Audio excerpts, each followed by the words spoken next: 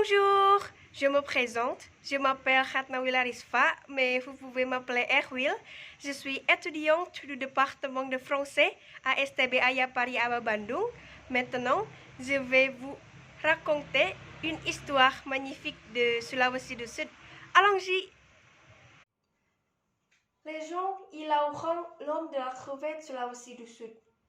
Il était une fois dans une région de Sulawesi du Sud, Indonésie, a vécu un mari et sa femme qui s'est mariés depuis longtemps. Ils voulaient vraiment avoir un enfant pour avoir une fille heureuse. À cause de ça, presque toutes les nuits, ils prient à Dieu. Cependant, jusqu'à l'âge moyen, ils n'ont pas eu la chance d'avoir des enfants. Finalement, ils ont désespéré. Il était une nuit, le mari et sa femme ont prié à Dieu en disant: Oh Dieu, donnez-nous un enfant, même si ce n'est qu'une crevette. Un peu plus tard, la femme est tombée enceinte et a accouché. Alors, ils étaient surpris quand ils ont vu le bébé. C'est un garçon qui ressemble à avoir la peau comme une crevette. Il peut vivre sur la terre et dans l'eau. Par conséquent, il s'appelle Ilaouron, ou on peut dire l'homme de la crevette. Mon chéri, pourquoi notre fils ressemble-t-il à une crevette? Elle lui dit en un ton curieuse. Ne t'inquiète pas, ma chérie, nous avons demandé un enfant bien qu'une crevette. Semble que Dieu répond à nos prières, dit le mari. Oui, mon chéri, je me souviens maintenant. Nous avons demandé comme ça, dit la femme. Le mari et sa femme ont pris soin d'Ilaouron avec l'affection.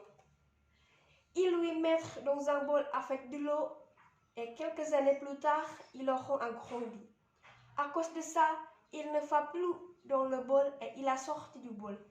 Depuis ce moment, Ilaouron ne vit pas dans l'eau, il vit comme les autres.